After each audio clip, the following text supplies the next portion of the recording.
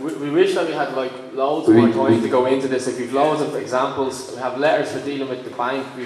But we can get anybody who wants this information. We can get this information to you. If you want any resources or anything like that, let us know. Our website is the one on the left there, Freeman-Ireland's, or you're right, freeman-on-the-land.com. On the back of the guidebook as well, there's some good websites to go to and whatnot, and you'll find hundreds of more links from there. Yeah, videos, so on, and you can get stuck into.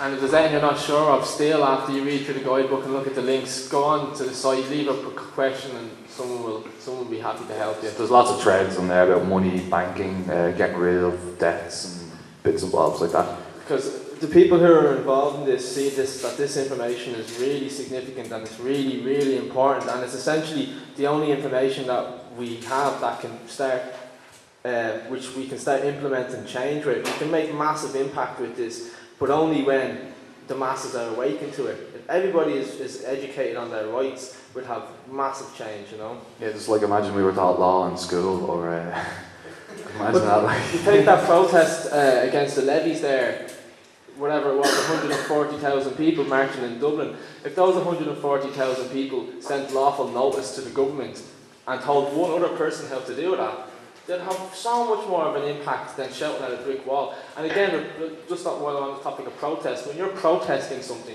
you're essentially saying, Master, I do not like my treatment, please change it for me. Children protest, adults say this is how it is, adults say this is what I'm doing, you know. We're not saying that protesting doesn't get anywhere like that, but there are other ways.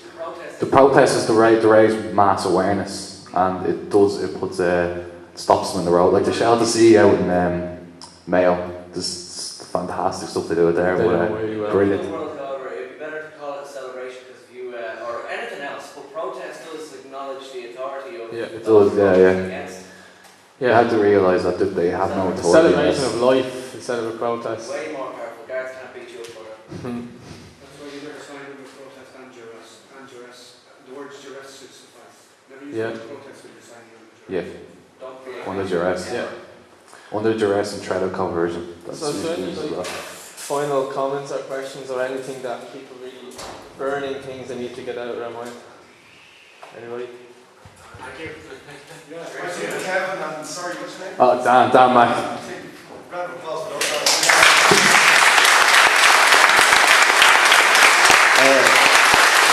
Cheers. Thanks a million. Also, if anyone, I have documents here. If anyone wants them, stuff I was reading from today. If anyone wants to grab them.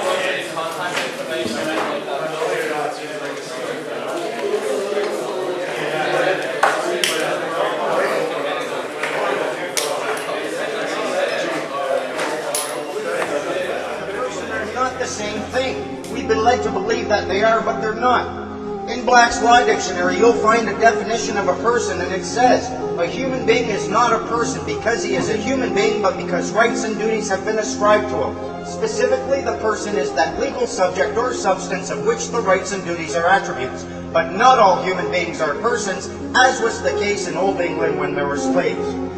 You are not a person, you have a person. If you never know that this person exists, if the government is acting upon it and you are unaware of its existence, you're a slave to your own ignorance. The purpose of this person, it wasn't to deceive you, it wasn't to enslave you, it was to provide you with a very strong level of protection against government tyranny. If they never act against you as a human being and they're only acting against your person, you always have the option to reject their governments and therefore escape tyranny totally and absolutely peacefully.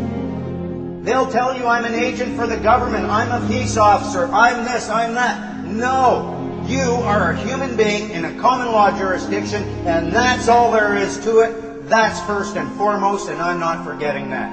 If you remember that, they have to remember that. The key thing about remembering this is you can remember a couple of things. Yes, you can affect them. They will respond to emotion, they will respond to threats, they'll respond to a baseball bat in the bottom of their knee. They will respond. They will also respond to love, compassion, and truth. They are human beings, and if you treat them with the dignity that all human beings are worthy of, they will respond as a human being as well. Don't look at them as anything more than simply a human being using a tool. And the tool that they are using is Words. All they are words. The government is just composed of human beings using words. Take away the human beings, you don't have a government. Take away the words, you don't have a government.